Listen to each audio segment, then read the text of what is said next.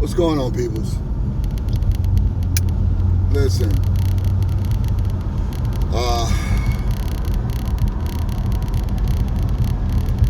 today something just, came on me, and I said I want to make sure I share. Hold on one second. I want to make sure I share this, and just give me your opinion.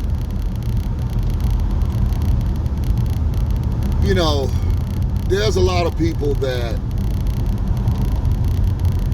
talk about, what they believe, what they don't believe, things of that nature. And, they don't believe in a higher power, and they have every right to feel however they want to. But it's amazing to me that we utilize faith when it's beneficial for us. See, we work on faith, the simple fact that the job that you work, you're working out of faith that they're going to pay you. And if you don't have faith, then why would you get married? Because that's a major component in a relationship, in a marriage, is because a person's faithfully is going to do the things that are necessarily for a relationship and a marriage. So if a person don't have faith, what can you put into that? If I'm dealing with a person that don't believe in the concepts of marriage, that means that they're going to act any kind of way that they want to act. And work out of order. And when you're working out of order, it's going to create chaos and conflict. So if you say, well, I don't believe in this and I don't believe in that, if you're talking about marriage, that is based on a faith. That's based on faith that person is going to provide or do for you what is necessarily to be in a relationship. Period, point blank. So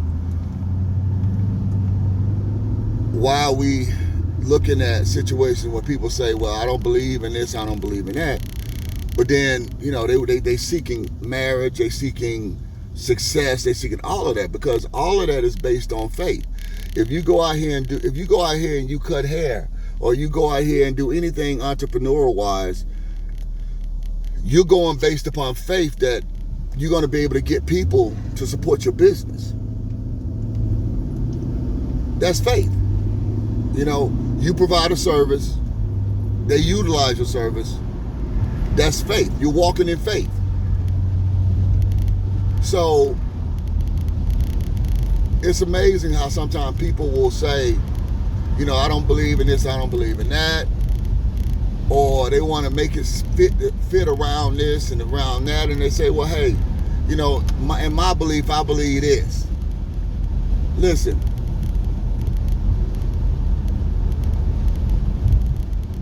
whatever's said is written. It's factual that this has been written down. Some people will argue and say, well, because it's been so long and been, diluted down, people will sit back and say, well, that's not the way, I think of it, or that's how I feel it should be. Reality of it is that without order, you're going to live in chaos. Without retribution and the ability to understand the fact that you can pay, you have to pay for wrongdoings, means judgment. You're going to have to be in a position where you understand those laws of life. I can't continue to keep going out here doing dirt and expect that I'm not going to meet a different fate. It's just like an old saying: you keep knocking on the devil's door, eventually one day he's going to open up. And so you can't keep playing with your spirituality like that. You can't keep playing with your family like that, your bloodline like that, because as a man,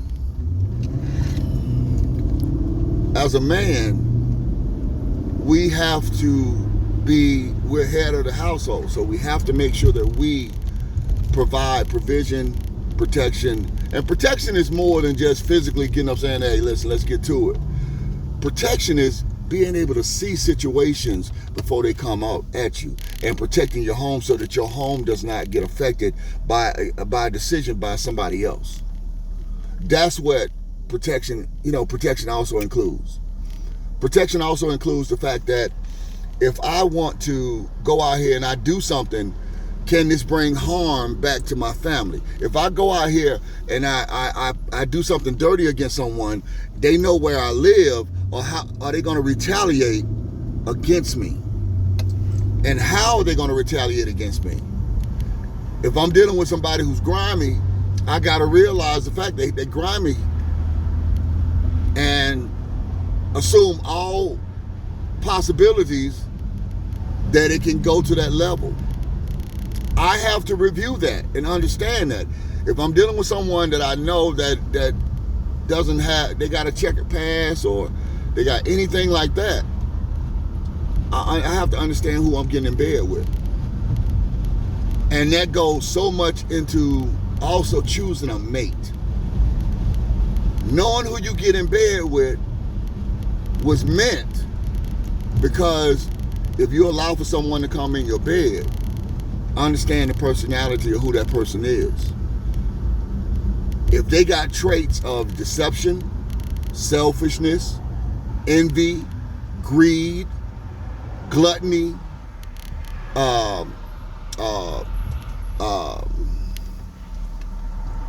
any of those type of things, Jezebel spirit,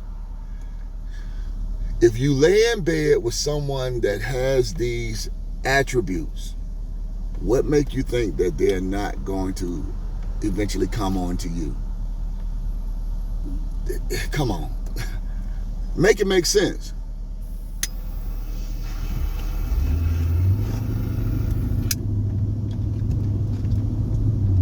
Make it make sense. Ladies, if you're dealing with someone that doesn't have character,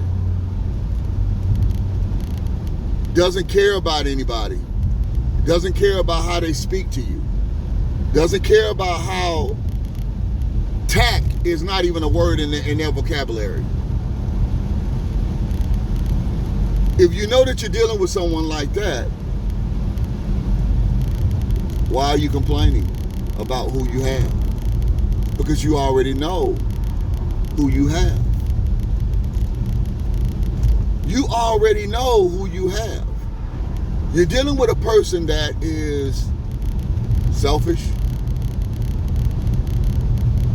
egotistical, narcissist. And y'all like to throw that word around a lot. You know, narcissist. Narcissist is male and female.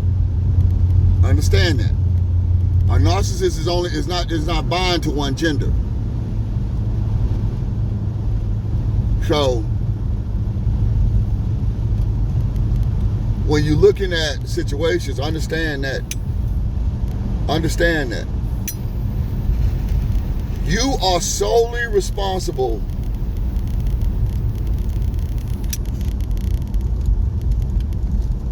for the person that you chose. You chose that person. They didn't force themselves into you to have a relationship. And then I know the saying is going to be, well, they showed me this afterwards. When they showed it to you afterwards, how did you react to it? How did you respond to it? Was it something that you felt like, okay, well, they'll eventually come around? Or you pleaded to them, hey, listen, come on, don't do that. Don't do that. Don't act this way. Don't talk this way. You know, you want me to respect you, please respect me. And this is the one thing that I will sit here and I will honestly sit here and tell you. I've been around people who have large amounts of liquidity.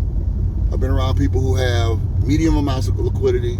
I've been around people who have no liquidity. You know, I've been around the whole spectrum. Guys who go out there, build their business, build their brand, work hard on their craft, besides making money and trying to provide for their family, the biggest thing that they yearn for is respect. Because they want you to respect the simple fact that they start from wherever beginnings they started from, and they are now here. So when a man goes out and realizes that he has to go out and create his wealth, he has to go out and create his net, he has to go out and create his persona, he puts a lot of energy into that and doing that. And he'll be damned if he lets somebody come in and mess that up, because he worked too hard to get to that point. So understand and recognize, ladies, if you're dealing with a guy that is, you know, top tier, whatever, money maker, all that kind of stuff, realize the humble beginnings that he came from, because not everybody grew up with a silver spoon in their mouth. You got a lot of guys out here that they got it from the dirt, and they're gonna hold on to it because they realize where they got it from. They got it from the dirt. Understand that, and when you understand that, that will help you build and choose in regards to character. Because if you understand the simple fact that this guy got it in the mud, and that is what he's looking at, help him continue to be a person that thrives in his greatness. Help him be that person. Help him become the man that you see him to be. Don't chop him down. And men, understand, just because you head, you can't go nowhere without the body. So you gotta learn how to maneuver and have conversations and be tactful with people. Because what's the old saying? Cut your nose off to spite your face. That's what that is. Just because I'm the head, that doesn't mean that I can overrule. Because then what will happen is that will create a coup. And a coup is when the people that are up under you, around you, say that you are no longer you can no longer lead us. We do not trust you to lead us. And a lot of times we've placed women in positions to the point where they don't have that trust anymore. So it's back and forth. Men, understand the power and the responsibility that comes with being a head. Women,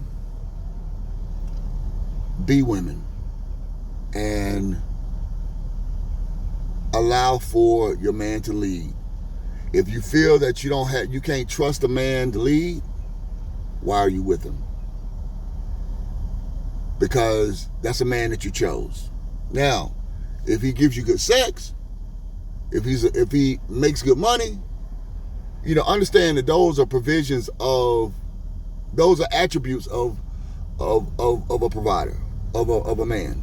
Some men, they're great, they'll pay bills, but they don't respect you. They don't talk to you. They talk to you any kind of way. They treat you any kind of way. So something is lacking.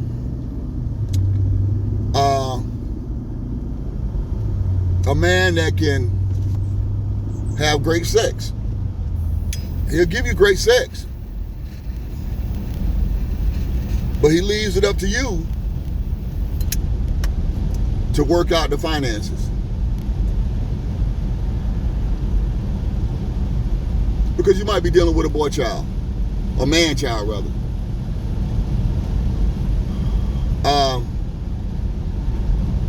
I think transparency and communication is key, because financially, you're going to have ups and downs. You're going to have bumps in the road. But when you're able to communicate with the person, when you're able to communicate with the person and say, hey, listen, this is where I am. This is where I am. This is where, hopefully we can get to. And if we can't get to this point, then I understand. But at least it'll be a situation where, as you've had a conversation and talked,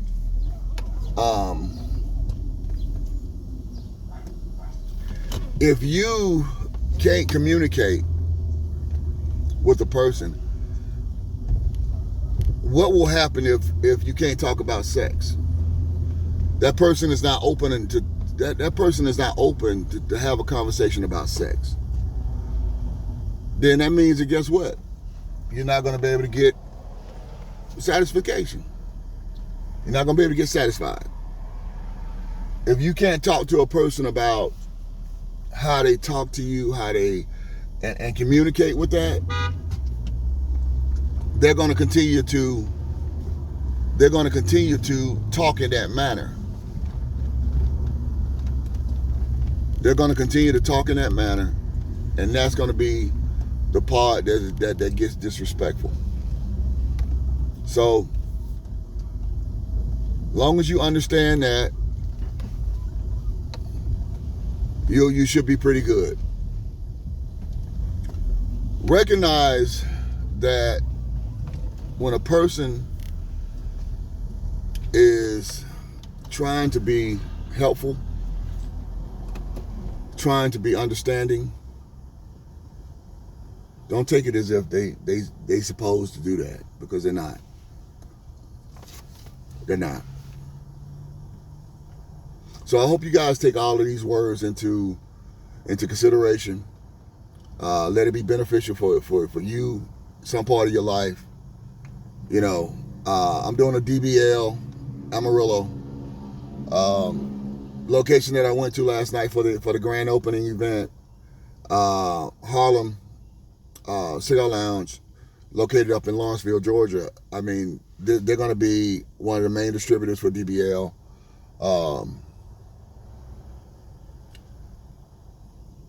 Great environment, great atmosphere. Just nice, pleasant atmosphere. The music is not too loud. You can have a conversation with a person. You don't have to yell. You don't have to do any of that. You can sit back and just have good conversations over a cigar. They got some stuff that they're going to be exclusive to hold and to have in a humidor. So if you become a fan of that, then that's the place that you'll know that you got to get it from. And they're having an event today. If you guys are in the Atlanta area, outside the metro area, y'all need to go and check it out. Go check it out, because it's a grown, sexy place. I would definitely recommend it to anyone that enjoys having great conversation, great cigars, great atmosphere. Watch the last day of the draft and watch NBA games and football or baseball or whatever it is that you want to watch. Entertain yourself. It's a great atmosphere. Kudos to Felix, Jay. You guys are doing a great job, man, and continue to keep doing the things that you do. I'll definitely support you any kind of way that I can. You know what I'm saying? Smoke well, my friends. Enjoy. Relax.